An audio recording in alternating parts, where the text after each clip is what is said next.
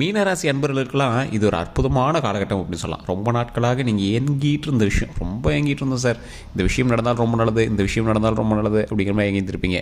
பெண்களாக இருந்தால் உங்களுக்கு 90% வாய்ப்புகள் இந்த டைம் உங்களுக்கு இருக்குது. நீங்கள் எது கவர்மெண்ட் வேலைக்கு ஆசைப்பட்றீங்களா, திருமணம் ஆகணும்னு ஆசைப்பட்றீங்களா, குழந்தை பேருக்கு ஆசைப்பட்றீங்களா, சொத்து சேர்க்கணும்னு ஆசைப்பட்றீங்களா, ஃபினான்ஷியலாக ஒரு குறிப்பிட்ட வேலையில் உட்காரணும்னு ஆசைப்பட்றீங்களா, இது எல்லாத்துக்குமே 90% மேலே வாய்ப்புகள் இருக்குது.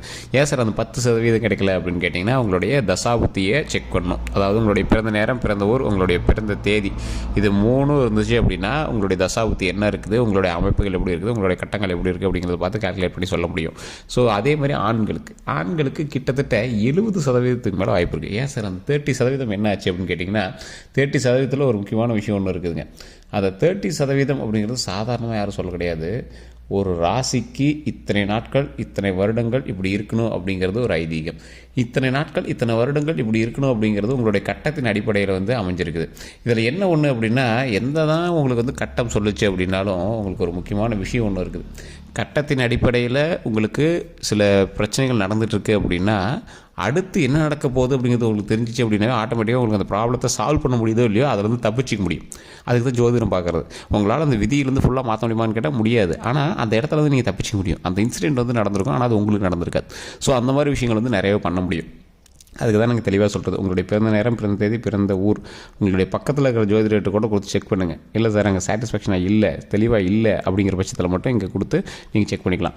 இந்த ராசிக்காரர்களுக்கு அடித்தா ஜாக்பாட்டு இல்லை உளுந்தா கீழே தான், அப்படி தான் இருக்கும். நீங்கள் உங்களோட லைஃப்லேயே செக் பண்ணி பாருங்கள், உங்களோட ஹிஸ்ட்ரி எடுத்து செக் பண்ணி பாருங்கள். அதாவது உங்களுடைய வாழ்க்கையில் இது வரைக்கும் நடந்த விஷயங்கள் எடுத்து செக் பண்ணி பாருங்கள். ஒன்று அடித்தா 6 அடிச்சிருப்பீங்க, இல்லைனா அப்படியே டொக்கு வச்சு உட்காந்துருப்பீங்க, இல்லை அவுட் ஆகிருப்பீங்க. ஸோ இந்த மாதிரி தான் உங்களுடைய வாழ்க்கை அடித்தா டாப்பு இல்லைனா கீழே, அந்த மாதிரி தான் போயிட்டு இருந்திருக்கும். நடுநிலையான வாழ்க்கையை தான் சார் ஒரு சிலர் மெயின்டைன் பண்ணிகிட்டு இருக்கோம் அப்படின்னு பார்த்தீங்கன்னா, உங்களுக்கு போதிய ஃபினான்ஷியல் சப்போர்ட் இருக்காது. இந்த மீனராசிக்காரர்கள் எப்பயுமே அப்படி தான். அதே மாதிரி விஷப்பூச்சிகளால் தாக்கக்கூடிய சில நபர்களில் இந்த மீனராசிக்காரர்களும் ஒன்று. இந்த மீனராசிக்காரர்களுக்கு மாடு, இந்த மாதிரி விலங்கினங்கள், இந்த மாதிரி வீட்டு கோழி, இந்த மாதிரிலாம் வளர்த்துறது ரொம்ப ஒரு ஆர்வமான ஒரு விஷயமா இருக்கும். அது வீடுகளில் பிராணிகள் நாய்க்குட்டி, இந்த மாதிரி ஏதோ உங்களுடைய பிராணிகள் வளர்த்துறது ரொம்ப உங்களுக்கு பிடிச்ச ஒரு விஷயமா இருக்கும். அது வீட்டிலேயே நீங்கள் பண்ணுவீங்க. அதனால் ரொம்ப மனமகிழ்ச்சியாகவும் இருப்பீங்க, ரொம்ப சந்தோஷமாகவும் இருப்பீங்க. ராசிகள்லேயே ஒரு அற்புதமான ராசி இந்த ராசி, மீனராசி. எல்லா ராசிகளுக்கும் முதன்மையான ராசிகள் பல ராசிகள் இருந்தாலும் எல்லா விஷயங்களையும் தாங்கக்கூடிய ராசி இந்த ராசி. அதனாலேயே என்னமோ தெரியல, பல கஷ்டங்கள் உங்களை ஈடுபட்டிருக்கு. அந்த கஷ்டங்கள் எல்லாமே இனிமேல் விலகுது. கஷ்டங்கள் விலகி சந்தோஷம் பிறக்கக்கூடிய ஒரு அற்புதமான காலகட்டமாக இந்த வாரம், இந்த நாளில் இருந்து தொடங்குது அப்படின்னு சொல்லலாம். 15 நாட்கள்னா உங்களுக்கு அற்புதமாக இருக்கும். இதுக்கு மேலே பிரச்சனையே கிடையாது. கஷ்டங்கள் நீங்கி சந்தோஷங்கள் பிறக்குது, உடல் ஆரோக்கியம் பிறக்குது, நீண்ட ஆயுள் பிறக்குது, நாம் நினச்சபடி நம்ம சந்தோஷமாக நம்மளோட லைஃப் உருவாகுது. ஸோ இந்த காலகட்டத்தில் நீங்கள் தொழில் ரீதியாகவும் சரி, மன மகிழ்ச்சியாகவும் சரி, நீங்கள் எந்த ஒரு விஷயத்தை ஏற்படுத்துனீங்க அப்படின்னாலும் அது சக்ஸஸாக தான் முடியும். ஆனால் ஒன்றே ஒன்று தான், உங்களை ஆட்டி வைக்கக்கூடிய கிரகங்கள் சிலது இருக்குது. அது உங்களை ஆசையை தூண்டி வலையில் சிக்க வைக்கிறதுக்கான வாய்ப்புகளும் அதிகம். அப்போனா யாருக்கிட்ட இதாக இருக்கணும், தேர்ட் பர்சன், உங்கள்கிட்ட தேர்ட் பர்சன் ஒருத்தர் இருப்பார். அந்த தேர்ட் பர்சன் உங்களை ஏதாவது சொல்லி ஆசையை அதிகமாக காட்டி அதை பண்ணுங்கள் இதை பண்ணுங்கள், உங்களுக்கு டைம் நல்லா இருக்குது அதுன்னு சொன்னாங்க அப்படின்னாலும் அதீத முதலீடுகள் போடக்கூடிய விஷயத்தில் கொஞ்சம் ஜாக்கிரதையாக இருங்க. செக்யூரிட்டி பண்ணக்கூடிய விஷயத்துலையும் ஜாக்கிரதையாக இருங்க. செக்யூரிட்டின்னு என்ன சார், வேறு யாரோ ஒருத்தன் தொழில் பண்ணுறான், அவன் கடை வாங்குறான், அதுக்கு நீங்கள் ஜாமீன் கொடுப்பீங்க. இந்த மாதிரி கொடுத்தீங்கன்னா கண்டிப்பாக மாட்டிக்கிங்க. அதாவது நீங்கள் முதலீடு போடலை அப்படின்னாலும் ஒருத்தனுக்கு சப்போர்ட்டுக்கு ஜாமீன் கொடுக்குறீங்களா, அது யாரோட முதலீடு, உங்களோட முதலீடு தானே, உங்களுடைய டைம், உங்களுடைய அமௌண்ட்டுக்கான முதலீடு தானே. ஸோ அப்போ அந்த விஷயத்தில் நீங்கள் ரொம்ப ரொம்ப ரொம்ப ரொம்ப கவனமாக இருக்கணும். அப்படி பண்ணும்போது நீங்கள் மாட்டினீங்க அப்படின்னா நீங்கள் ரிட்டர்ன் வர்றது கிட்டத்தட்ட 14 வருஷம் ஆகும். ஸோ இது நம்ம தெளிவாக சொல்லிடுறோம். ஏன்னா இப்போ இருக்கக்கூடிய காலகட்டத்தில் உங்களை காப்பாற்றிக் கொள்வதற்கு ஒரு அற்புதமான காலகட்டம். மற்றவனை காப்பாற்றுறதுக்கு நீங்கள் போகிற அளவுக்குலாம் நீங்களும் ஸ்டெபிலிட்டி ஆகலை. சார் நல்ல வருமானம் இருக்குது சார், அதுக்கு என்ன நான் சமாளிச்சிடும் அப்படி பண்ணிங்கனாலும் கண்டிப்பாக உங்களுக்கு செட் ஆகாது.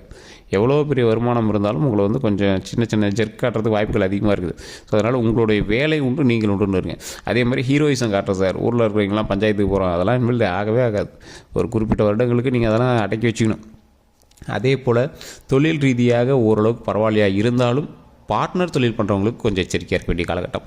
தொழிலில் நீங்கள் வேலைக்கு போயிட்டுருக்கீங்க, ஒரு குறிப்பிட்ட ஸ்டேஜில் இருக்கீங்க, உங்களுக்கு மேலே ஒரு 3-4 அதிகாரிகள் இருக்காங்க அப்படின்னாலும் அந்த 3-4 அதிகாரிகள்கிட்ட நீங்கள் நடந்துக்கிற விதத்தை பொறுத்தும், நீங்கள் செய்யக்கூடிய தொழிலில் நீங்கள் எந்த அளவுக்கு எஃபோர்ட் போடுறீங்களோ அதை பொறுத்து தான் உங்களுடைய வளர்ச்சி இருக்க போகுது. ஸோ ஜாதக ரீதியாக முன்னேற்றம் இருக்குது, ஆனால் அது சிலர்னால் தடைப்பட இருக்குது. உங்களோட தேர்ட் பர்சன் தான் உங்களுக்கான எதிரியே. தொழில் பண்ணீங்க அப்படின்னா ஒருத்தர் வந்து முதலீடு போடுமா, பார்ட்னராக ஒருத்தர் வந்து இருப்பான், அவங்கள வந்து செக் பண்ணுவோம், அவங்கள வந்து அது பண்ணு இது பண்ணுன்னு சொல்லிட்டு நடுவில் கழட்டி விடுறது பார்ப்பான். வேலைக்கு போனீங்க அப்படின்னா தேர்ட் பர்சன் வந்து உங்களுடைய எஃபர்ட்டுக்கான பலனை வந்து அவன் வாங்கிட்டு போகிறதுக்கு பார்ப்பான். அதாவது ஒரு எக்ஸாம்பிள் சொல்கிறேன்னே, இப்போ நீங்கள் வந்து ஒரு டீமில் இருக்கீங்க, டீம் லீடர் உங்களுடைய பெயர் வந்து யூஸ் பண்ணி அவன் ப்ராஜெக்ட் பண்ண மாதிரி நேம் வாங்கிட்டு போயிடுவான். ஸோ இந்த மாதிரி ஒரு எக்ஸாம்பிளுக்கு ஐடியில் சொல்கிறேன். அதே போல் உங்களுக்கு வர வேண்டிய ஒரு ப்ரமோஷனு நமக்கு வரும். ஸோ இது மாதிரி சின்ன சின்ன விஷயங்கள் வந்து உங்களுக்கு கிடைக்க வேண்டியதை நீங்கள் வந்து ஒரு அசால்ட்டான தன்மையில் இழக்கிற மாதிரிலாம் விட்டுறாதீங்க. அப்போ நீங்கள் என்ன பண்ணணும், இனி எதையும் இழக்கக்கூடாது, அசால்ட்டான தன்மையில் இழக்கக்கூடாது. அப்போ தேர்ட் பர்சன் இன்வால்வ் பண்ணாமல் உங்களோட ப்ராஜெக்ட்டை டேரெக்டாக நீங்களே பண்ண ஆரம்பிங்க. உங்களுக்கான வேலையை நீங்களே பண்ண ஆரம்பிங்க. வேறு யாருக்கு நீங்கள் போய் ஹெல்ப்புக்கு நிற்காதீங்க, வேறு யாருக்கூடையும் பார்ட்னராக நிற்காதீங்க. நீங்கள் போடக்கூடிய பணத்தில், நீங்கள் உழைக்கக்கூடிய உழைப்பில் உங்களுடைய பார்ட்னருக்கு ஒரு வகையான சப்போர்ட் தான் அவர் இருந்திருப்பாரே தவிர உங்களுக்கு பெரிய ஒரு மேஜர் சப்போர்ட்லாம் இருந்திருக்க மாட்டார். ஸோ அதெல்லாம் கொஞ்சம் பார்த்து பண்ணீங்க அப்படின்னா வரக்கூடிய நாட்கள் அற்புதமான நாட்களாக அமையுது. சரி சார், கல்விக்கு எப்படி இருக்குது? தெளிவாக சொல்கிறேன். மீனராசிக்காரர்களுக்கு கல்வி சம்மந்தப்பட்ட விஷயத்தில் அருமையான காலகட்டம் தான். இருந்தாலும் சின்ன சின்ன இடமாற்றம் இருக்கிற வாய்ப்புகள் அதிகமாக இருக்கிறதுனால கொஞ்சம் பார்த்து படிக்கிறது ரொம்ப நல்லது. குழந்தைகள் பெண்களாக இருக்கீங்க அப்படின்னா கல்வியில் மட்டும் கான்சன்ட்ரேட் பண்ணுறது ரொம்ப நல்லது. வேறு எதுலேயும் நீங்கள் வந்து கான்சன்ட்ரேட் பண்ணவே கூடாது. இந்த காலகட்டத்தில் தேவையில்லாமல் பேர் கட்டுறதுக்கான வாய்ப்புகள் அதிகமாக இருக்கிறதுனால நீங்கள் வேறு எதுலேயும் வந்து கான்சன்ட்ரேட் பண்ணக்கூடாது. படிப்பு உண்டு, நீங்கள் உண்டு அப்படின்னு இருக்கணும். 18 வயதுக்கு உட்பட்டவர்கள், அதே மாதிரி 18 வயதுக்கு மேற்பட்டவர்கள் இருக்கீங்களா, வேலைக்காக தேடி இருக்குது சார், காலேஜ் போகிறதாக பார்த்துட்டு சார் அப்படிங்கிறீங்களா, தற்போதைய நிலைமையில் இடமாற்றம் இருக்கிறதுக்கான வாய்ப்புகள் அதிகம். உங்களுடைய இடத்துல இருந்து நீங்கள் வேறு ஏதாவது ஒரு இடத்துல இருந்து தங்கி படிப்பீங்க. அப்படி இல்லை அப்படின்னா வேறொரு இடத்துல நீங்கள் வந்து பணிக்கு மாறுவீங்க. இல்லை உங்களுக்கு வந்து ப்ரமோஷனோ இல்லை ட்ரான்ஸ்ஃபரோ வந்து கிடைக்கிறதுக்கான வாய்ப்புகள் 100% இருக்குது. அப்படி கிடைக்கும் பட்சத்தில் உங்களுக்கு அது நன்மையாக தான் போய் முடியுதே தவிர லாஸாக போகல. ஸோ இப்போ நீங்கள் என்ன பண்ணோம், கல்வி சம்மந்தப்பட்ட விஷயங்கள், தொழில் சம்மந்தப்பட்ட விஷயங்கள் நல்லா இருக்குது. அது எந்த அளவுக்கு நீங்கள் கவனமாக பார்க்குறீங்களோ அந்தளவுக்கு நீங்கள் வந்து கவனமாக பார்த்துட்டீங்க அப்படின்னா நன்மை உண்டு. தொழில் ரீதியான விஷயங்களில் நீங்கள் என்ன தான் பண்ணீங்க அப்படின்னாலும் உங்களுக்கு ஒரு ஜர்க்கு காட்டி தான் விடும். அதனால் நீங்கள் என்ன பண்ணுறீங்க, எஃபர்ட்டை 100 மடங்கு போடுறீங்க. ஏற்கனவே ஒரு 50% போட்டிருக்கு சார்னா இனிமேல் 100 மடங்கு போடணும். மே மாதத்துக்கு மேலே ஓரளவுக்கு பரவாயில்லையா இருந்தாலும் வரக்கூடிய காலகட்டங்கள் அந்த 3 மாத காலங்கள் நம்ம என்ன சம்பாதிக்காமலாம் இருக்கக்கூடாதுல்ல. ஸோ சம்பாரிச்சே ஆகணும். அப்போ சம்பாரிச்சு ஆகணும் அப்படிங்கும்போது பழைய எஃபர்ட்டோட 100 மடங்கு அதிகமாக போடுங்க. அந்த எஃபர்ட் அதிகமாக போடும்போது அதற்கான உழைப்பில் ஒரு 50% மேலேயாவது உங்களுக்கு கிடைக்கும், உழைப்புக்கான ஊதியம் கிடைக்கும். இப்போ ஒரு எக்ஸாம்பிளுக்கு நீங்கள் இந்தியாவில் வேலை பார்த்து வரக்கூடிய வருமானத்துக்கு வெளிநாட்டில் வேலை பார்த்து வரக்கூடிய வருமானத்துக்கு வித்தியாசம் இருக்குல்ல. அந்த மாதிரி இங்கே உங்களோட உழைப்புக்கான ஊதியம் வேறு, அந்த இடத்துல உங்களோட உழைப்புக்கான ஊதியம் வேறு. அதே நீங்கள் இந்தியாவிலேயே வேறு ஒரு பெரிய கம்பெனியில் இந்த உழைப்பு உழைச்சி தான் நான் பல லட்ச ரூபா சம்பாரிச்சுன்னு இருப்பீங்களே, அந்த மாதிரி. ஸோ உங்களுக்கான உழைப்புக்கான ஊதியம் இந்த டைமில் உங்களுக்கு கொஞ்சம் கம்மியாக கிடைச்சாலும் வரக்கூடிய காலகட்டங்களில் ரொம்ப அதிகமாக கிடைக்கும். ஸோ அந்த மாதிரி தான் மீனராசிக்கு வந்து கட்டங்களே அமைஞ்சிருக்குது. அதை வந்து ஃபஸ்ட்டு தெரிஞ்சுக்கணும். உங்களுடைய தசாபுத்தி எப்படி இருக்குது அப்படின்னு தெரிஞ்சுக்கணும். உடல் ரீதியான விஷயங்களில் மட்டும் நீங்கள் எச்சரிக்கையாக இருங்க மீனராசி. இதுதான் முன்னாடியே சொல்லணும்னு நினச்சேன். உடல் ரீதியான விஷயத்தில் ரொம்ப ரொம்ப எச்சரிக்கையாக இருக்கக்கூடிய ஒரு காலகட்டம். ஸோ உடல் ரீதியான விஷயத்தில் ஒவ்வொருத்தருக்கும் என்ன பண்ணுதுனே தெரியல சார் அப்படின்னு சொல்லிட்டு இருப்பீங்க. அதாவது இந்த டைம் எப்படி பண்ணுதுன்னு தெரியல, என்ன பண்ணுதுன்னு தெரியல அப்படிங்க. உடல்லாம் ஆரோக்கியமாக இருக்கும், ஒன்றும் பிரச்சனைலாம் கிடையாது. நீட்டான உடல் ஆரோக்கியம், நீண்ட ஆயுள் உண்டு. அதனால் நீங்கள் கவலைப்பட தேவையில்லை. இருந்தாலும் சார் அங்கே குறைய சார் இங்கே குறைய சார்னு இருப்பீங்களே, என்ன பண்ணே தெரியல சார், டாக்டர் போய் கேட்டால் எதுனே தெரிலங்கிறாங்க அப்படிம்பீங்க.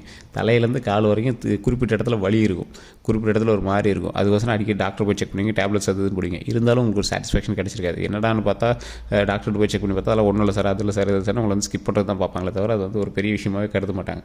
உங்கள் வீட்லேயுமே வந்து என்ன இப்படியே சொல்லிட்டே இருக்கிற அப்படின்னு தான் நினைப்பாங்களே தவிர அதுக்கான ஒரு அவுட்புட் வந்து உங்களுக்கு கிடச்சிருக்காது. என்ன ரீசன் உங்களுக்கு வந்து தெரிஞ்சிருக்காது. அந்த மாதிரி விஷயங்கள். நைட்டு தூங்கினா தூக்கம் வராது உங்களெலாம். சில குழப்ப விஷயங்களே உங்கள் மைண்டில் வந்து ஓடிட்டுருக்கும். அந்த மாதிரி விஷயங்கள், தனியாக பேசக்கூடிய விஷயங்கள், இது எல்லாமே குறிப்பிட்ட காலகட்டங்களுக்கு கிரகத்தினுடைய அமைப்பினால் உங்களை வந்து அப்படி வதக்குது அப்படின்னு அர்த்தம்.